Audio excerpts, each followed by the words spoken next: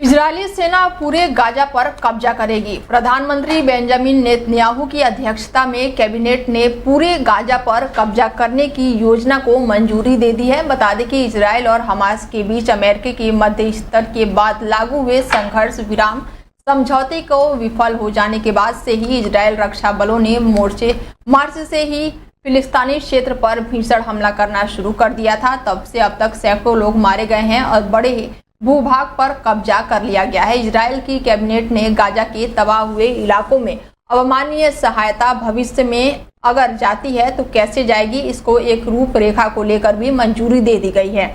मालूम है कि इजरायल ने युद्ध विराम समझौता खत्म होने के 2 मार्च से गाजा में आने वाली मानवीय सहायता को पूरी तरह से रोक दिया है।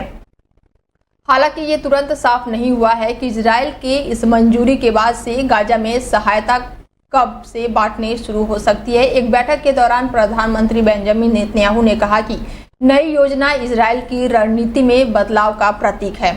उनके बयान के अनुसार अब गाजा में सामरिक छापे मारने की जगह कब्जे और क्षेत्र पर निरंतर नियंत्रण की ओर से बढ़ाया जा रहा है। नेतन्याहू ने यह भी कहा है कि अगर गाजा के लोग अपनी इच्छा से इलाका छोड़कर जाना चाहते हैं तो उनकी सुविधा के लिए एक योजना को बढ़ावा देना जारी रखा जाएगा। शरणार्थियों को अपने यहाँ रखने के लिए भी कोई भी देश के साथ बातचीत चल रही है और अब आगे देखना होगा कि क्या कुछ होता है।